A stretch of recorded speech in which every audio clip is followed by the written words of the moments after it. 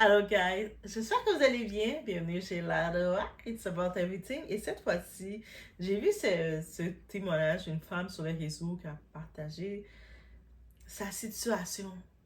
J'étais choquée, j'étais irritée, j'ai eu plein d'émotions et je me suis dit, mais vous aussi, vous allez avoir les mêmes émotions que moi. Et oui, oui, oui, oui, oui. Parce qu'on se partage nos émotions.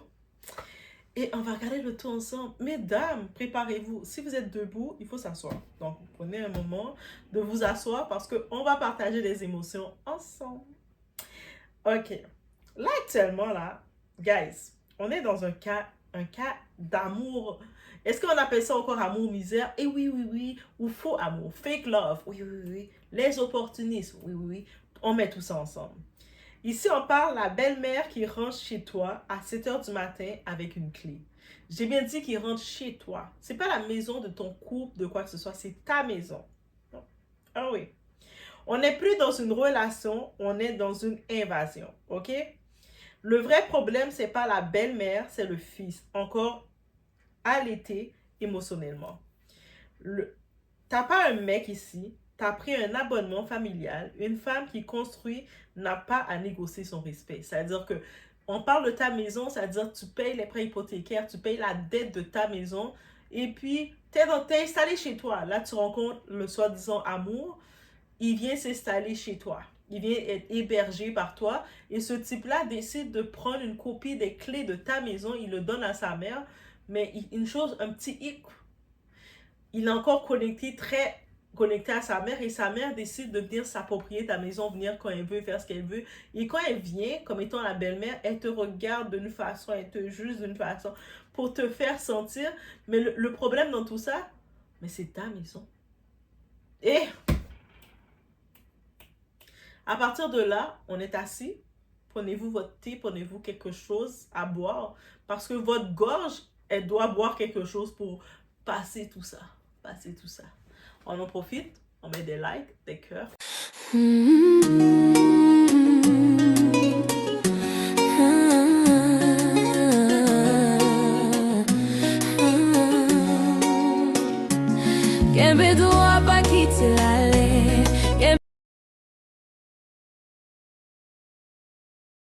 Donc ici, on regarde le tout. C'est l'histoire d'une femme, on ne sait pas de quel âge elle a, mais c'est une femme qui est quand même bien dans ses affaires. Cette femme-là, elle a pu, en étant organisée bien dans ses affaires, a pu s'acheter sa maison. Yeah, woman, you did it, girl. Bref, elle a sa belle petite maison. Elle rencontre, suite à ça, vous savez, elle rencontre un potentiel, celui qu'elle pense être l'amour. Et après avoir discuté, discussion de couple, de jeune couple, ben, il emménage chez elle. Parce que lui, peut-être qu'il était en location, donc elle est déjà dans sa maison. C'est plus simple, bébé, viens emménager chez moi. Mhm. Déjà là, cette partie-là, ça commence très mal. Déjà, quand votre homme vient emménager chez vous, ça commence très mal. On répète, elle a bien acheté sa maison, seule, avec vision, avec discipline, pour pouvoir arriver à l'étape d'acheter une maison. Donc, on imagine la discipline, les économies, les sacrifices. Peut-être qu'elle s'est privée de voyage, elle s'est privée de sorties, elle s'est privée de plein de trucs, mais pour avoir ce qu'elle voulait avoir, son bien. On garde ça en tête. Et pourtant, on vient lui imposer des règles chez elle. Et oui, oui, oui, oui, oui, oui, oui. Au nom de quoi? Au nom du soi-disant amour. Pardon? Une semaine après, c'est une semaine après que son gars est aménagé chez elle,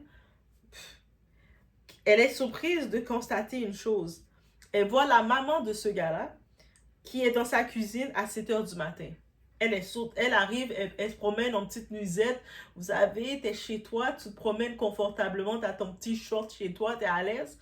Et t'es surprise, tu vois la mère de ton gars qui est chez toi, toc, toc, en train de prendre tes casseroles que t'as achetées, tes sets de cuisine, en train de mettre son tchaka-tchaka, de faire sa nourriture qui va embumer ta maison, qui va sentir l'épice marinée. Toi, tu regardes là, qu'est-ce qu'elle fait là? On avait-tu un rendez-vous? Bonjour madame, qu'est-ce qui se passe? Pardon? On rappelle encore, elle paie la maison, elle paie encore toutes ses dettes, c'est à son nom. Lui, tout ce qu'il paye, c'est Netflix. J'ai beau dire que, tu sais, chacun dans le couple, elle est sûrement plus disciplinée financièrement, elle gère déjà ses affaires, qu'il aurait été chez elle ou pas, elle aurait quand même payé ses trucs. Lui, il paye juste l'abonnement Netflix, qu'il soit là, ça veut dire, ou pas là, elle s'en fout. Mais c'est lui qui donne les clés. Donc lui, il se permet quand même, en plus sans la consulter. C'est ça le pire. Au pire, tu dis à ta chérie, ma chérie, tu sais, maintenant j'ai aménagé chez toi, tu sais, ma maman est très présente dans ma vie.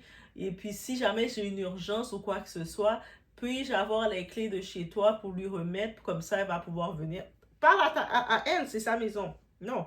Lui a remis les clés à sa mère.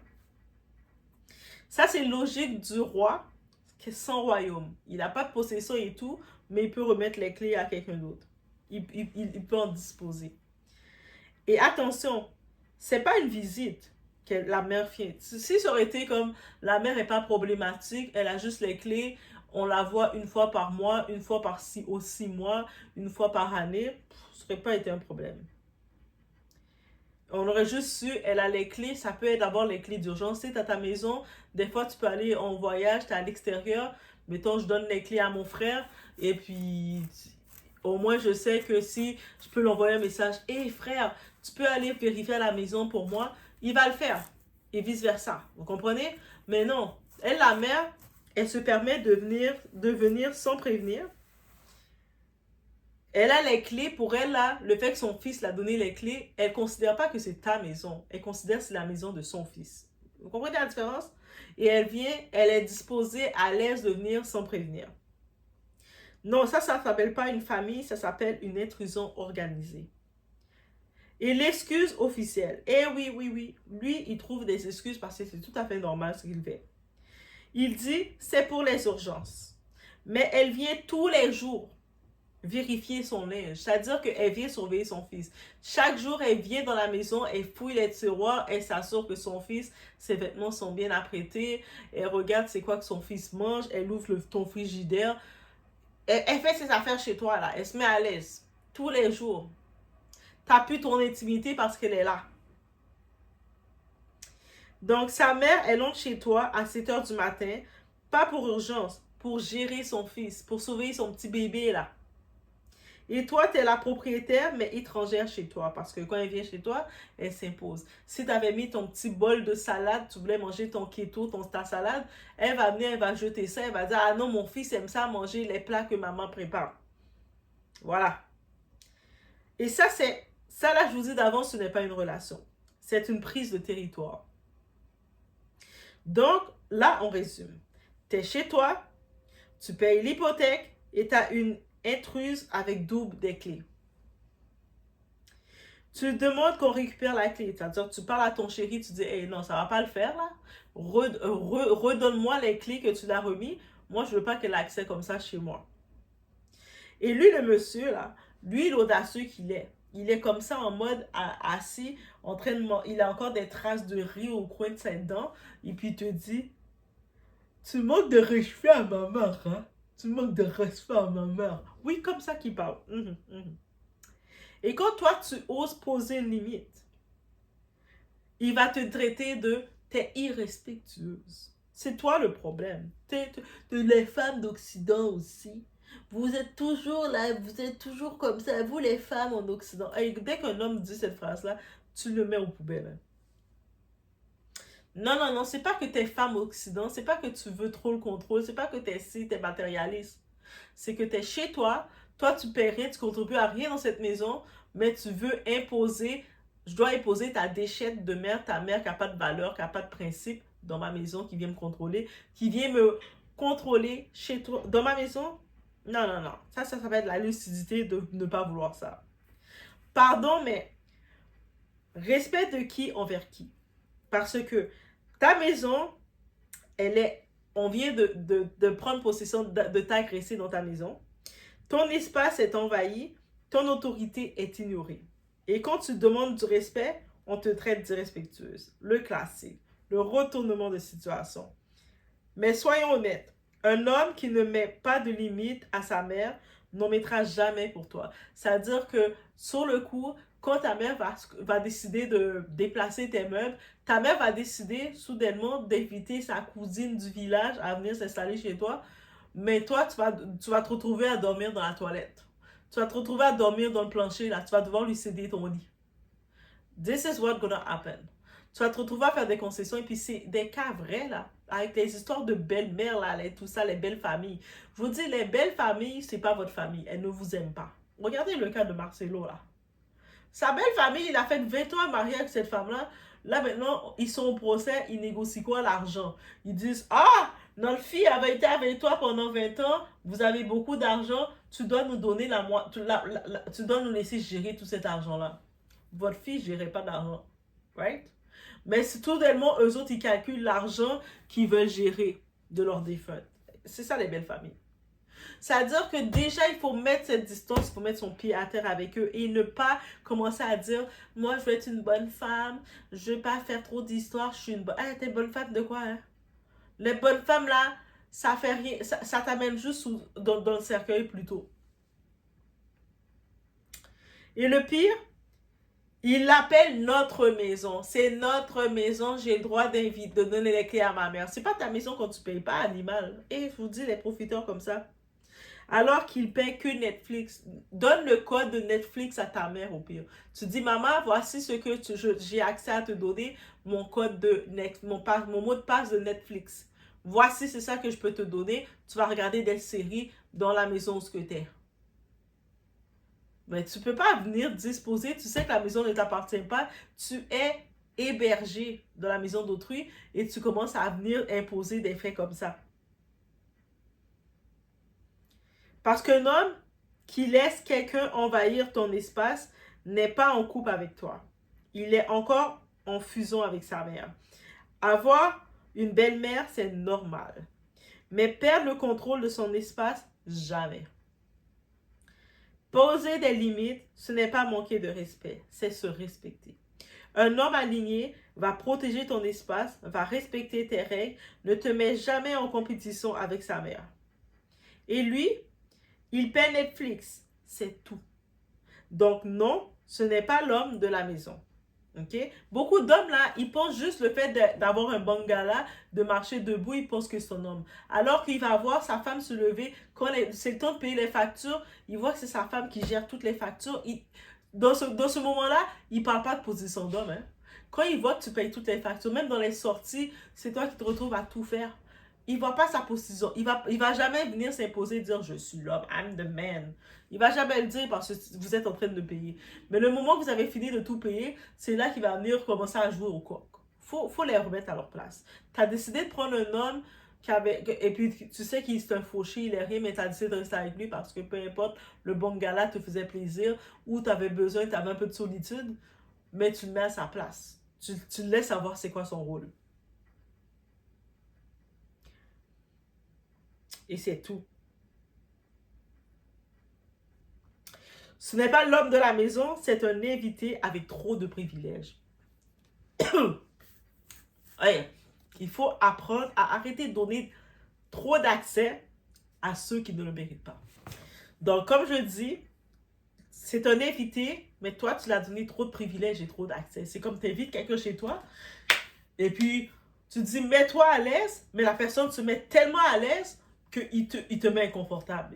Il y a du monde qui n'a pas appris le principe. Et sa mère, la cochonne, c'est elle qui l'a élevée. On peut imaginer qu'elle non plus n'a pas de principe. Sa mère, elle sait que son fils n'a pas de maison. Il est hébergé chez sa copine. Déjà, il ne respecte pas les codes. Et puis, elle va accepter justement que son fils lui prend les clés de la maison de sa copine et puis elle va le prendre vraiment.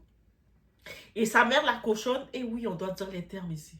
Sa mère, la petite cochonne, elle se déplace, elle quitte chez elle pour venir chez toi, dans la maison de la copine de son fils.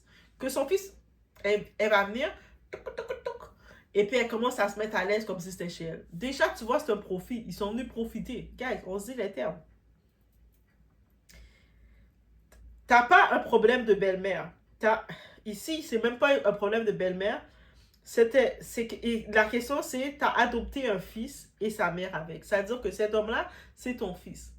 La seule façon que tu vas prendre un homme, que tu vas payer de tout pour l'homme et que tu vas mettre à l'aise, c'est parce que c'est ton fils. Cet homme-là, il t'appelle maman, maman. C'est lui que tu vas payer tout pour lui.